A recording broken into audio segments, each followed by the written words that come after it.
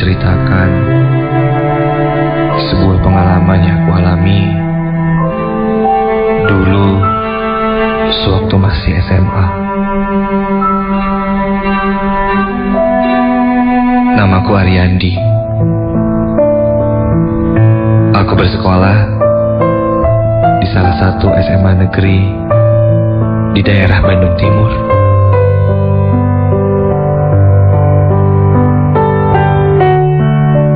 Aku biasa pergi ke sekolah menggunakan sepeda motor. Pagi itu,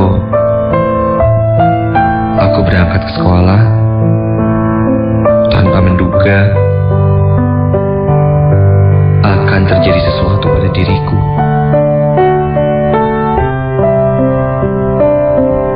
Sebelum mengarahkan sepeda motorku ke sekolah, terlebih dulu aku menjemput temanku Rifan di depan rumahnya. Dia memang sering nebeng denganku setiap pagi.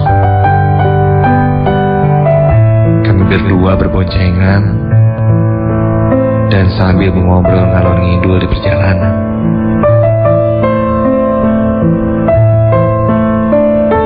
Saat kami melewati sebuah kolong jembatan rel kereta api, tiba-tiba Rifan berkata kalau tempat ini katanya angker.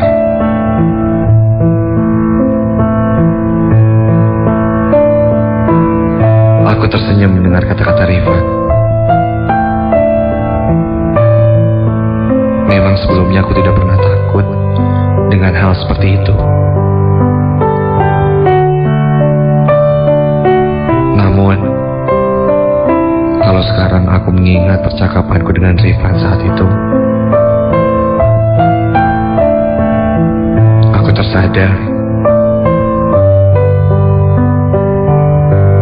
betapa somplanya aku saat itu.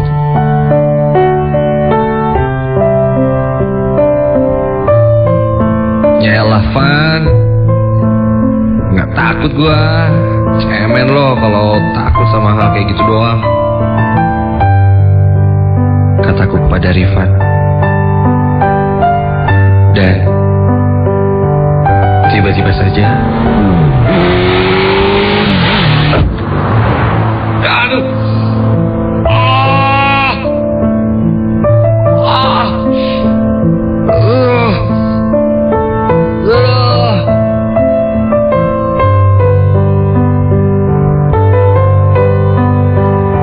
kehilangan kendali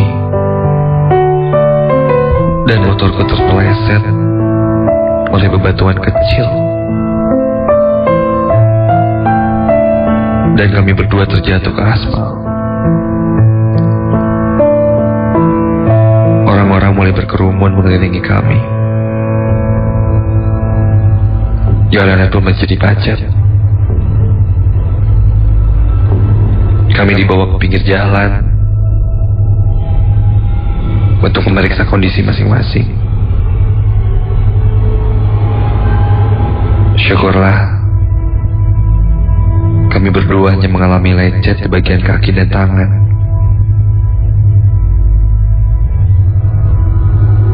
Lecet itu juga tidak parah, sehingga kami tidak perlu ke rumah sakit.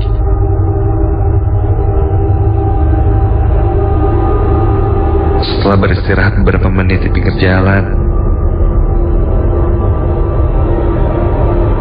kami memutuskan untuk melanjutkan perjalanan ke sekolah.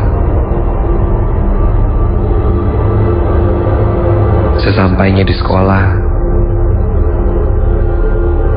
kami minta izin untuk pergi ke UKS terlebih dahulu. Setelah luka-luka kami diberi obat, kami masuk kelas. Di dalam kelas, kami bercerita kepada teman-teman bahkan yang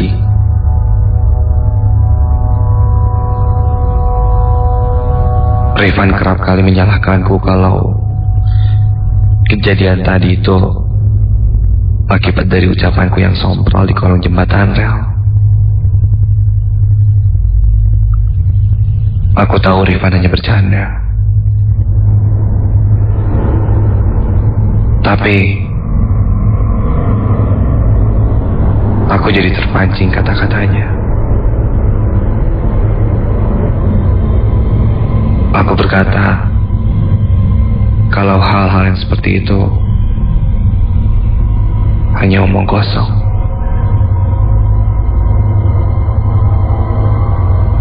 Kami terpeleset bukan karena ulah penunggu tempat itu, bukan juga karena aku sompral.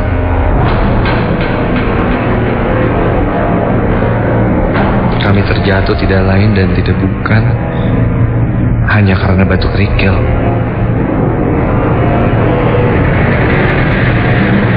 Aku menegaskan hal itu berulang kali kepada Rifan.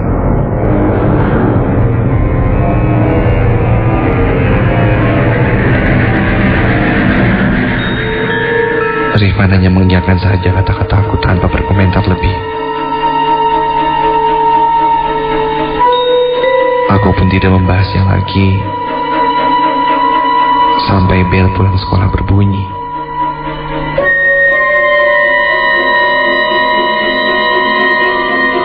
Siang itu, Rifan tidak nebeng denganku karena aku tidak langsung pulang.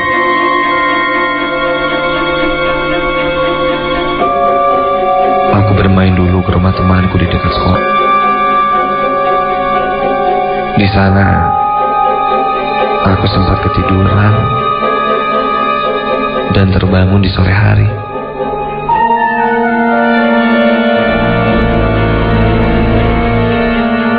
Aku menelepon rumah dan meminta izin untuk pulang malam. Aku diizinkan dan langsung asik bermain video game.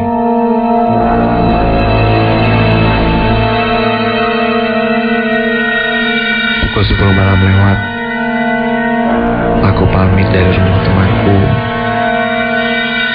dan mengarahkan motorku menuju rumah. Aku mengendarai motorku melewati jalan-jalan kecil. Aku takut ada berendangan motor kalau lewat jalan raya. Namun, rute alternatif ini membuatku harus kembali melewati kolong jembatan rel kereta api tadi.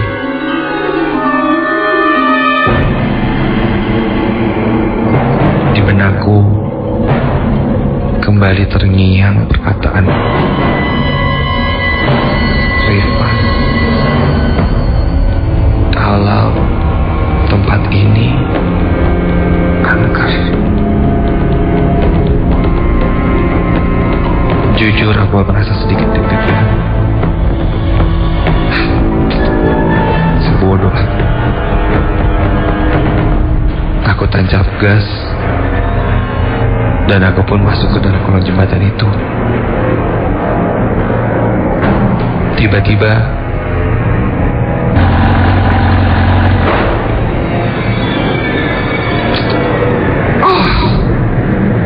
apa lagi nih? Sial banget sih.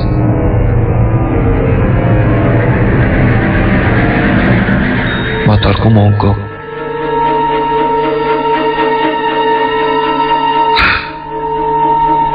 Sial banget nih.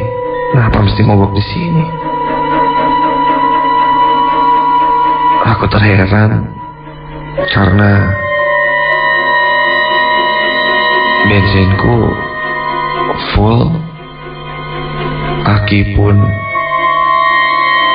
perasaan baru aku ganti kemarin. Apa mungkin businya ya? Aku menggiring motorku ke pinggir kolong jembatan, berjongkok mengeluarkan handphone dan menggunakan handphone itu sebagai senter.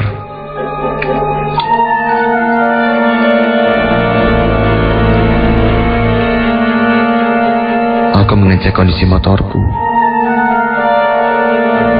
dan tiba-tiba hawa dingin menusuk kulitku.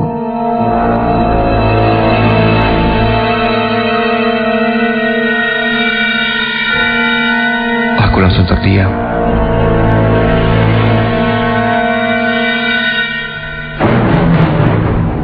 Aku perlahan menengok ke kiri dan ke kanan. Namun gelap. Tidak ada siapa-siapa.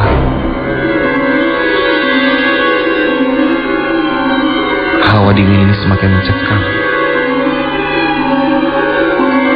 Seketika aku langsung menelpon ke rumah.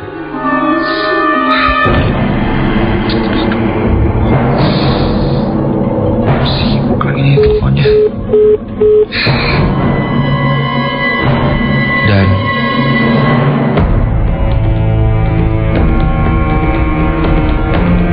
tiba-tiba saja ada suara misterius yang terdengar.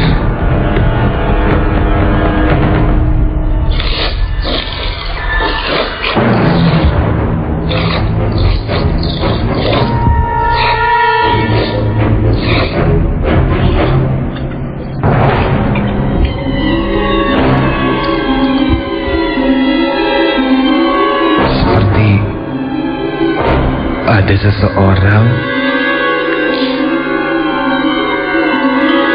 yang sedang berjalan di atas rel.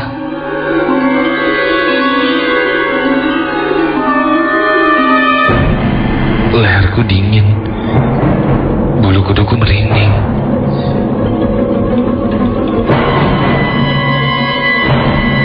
Siapa yang jalan di rel kereta api jam segini?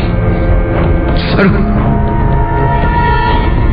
aku merasa kali ini ada yang melempar batu dari arah belakangku. Aku menengok ke belakang dengan perlahan. Dan astaga, aku melihat sosok wanita berbaju putih, wajahnya putih pucat, dan matanya berwarna merah. Rambutnya panjang dan sambil tersenyum dia berkata kepadaku,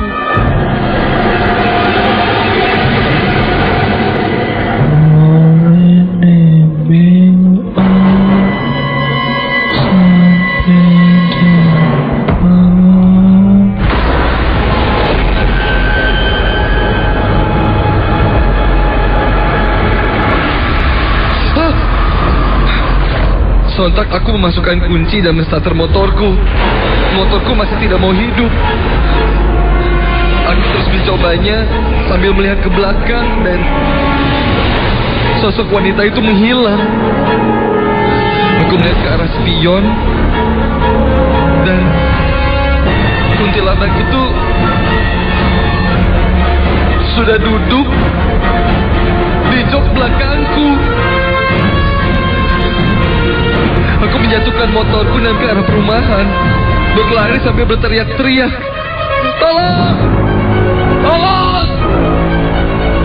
Tolong! Tolong! Tolong! Tolong, setan, tolong! Tolong, ada setan, tolong!" Tiba-tiba aku terjatuh. Bebatuan di jalan membuatku terpeleset dan aku pun terperosok di aspal. Aku bangkit dan ternyata kuntilanak itu tepat berada di depanku. dengan suara serak sambil cekikikan. Dia berkata kepadaku,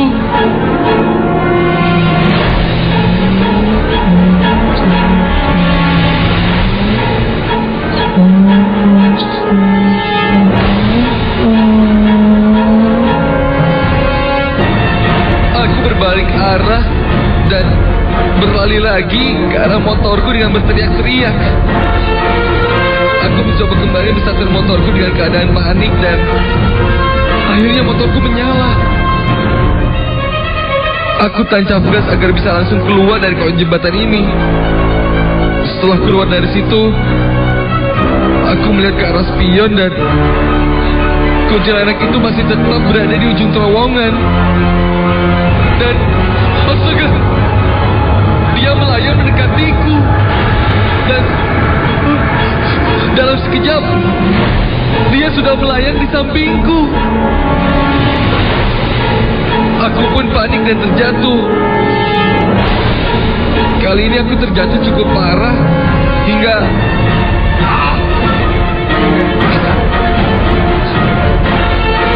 aku pun tidak sadarkan diri.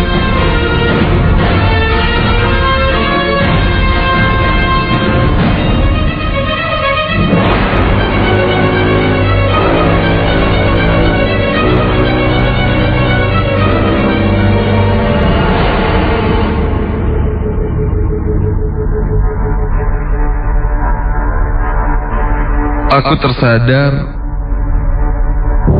bukan di rumah sakit, bukan pula di rumah. Aku tersadar di sebuah masjid. Aku terbaring lemas dan ada seorang bapak-bapak di sebelahku yang sedang memasang perban luka. Bapak di sebelahku ini adalah penjaga masjid. Dia berkata kalau dia membawaku ke sini karenanya dia melihatku mengendarai motor seperti orang kesurupan dan terjatuh. Bapak ini menolongku dan mengistirahatkanku di masjid. Masjid ini berada dekat dengan kolong jembatan itu. Di belakang bapak itu beberapa orang yang menontonku diperban dan salah seorang di antaranya sempat berbisik cukup keras. Aku bisa mendengarnya dengan jelas. Dia bilang, untung gak sampai meninggal kayak yang kemarin ya. Begitu katanya. Tenggorokanku rasanya seperti tersedam. Singkat cerita, aku berhasil menghubungi rumah dan dijemput oleh ayahku untuk dibawa ke rumah sakit.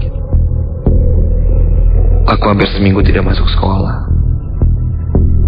Aku bercerita kepada orang tuaku dan teman-temanku kalau aku terpeleset.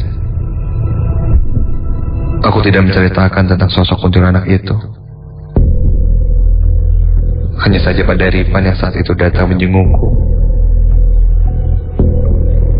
Aku menceritakan kejadian yang sebenarnya. Rifan berkata, kalau dia hanya tahu kalau tempat itu angker.